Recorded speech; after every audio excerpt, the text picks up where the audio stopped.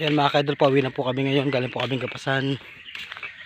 Sadya po nakakapagod ang gumapas mga ka-idol. Ayan o.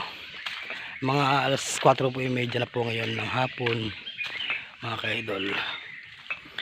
Ay, may na po ako ngayon. Kagapas. Ayan mga ka-idol. Grabe. Grabe pagod. Tignan po yung tsura namin. Tsura ko. Para po kaming basang sisiw. Mga ka-idol. Ay nako, thank you po for watching mga ka-idol. Sadya lang po talaga nakakapagod, pero masaya.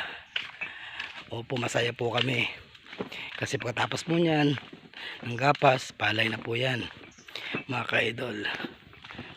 Ayan. Pauwi po kami ng bayan ng pundahan, papunta kami papuntang bayan mga ka-idol. Ay,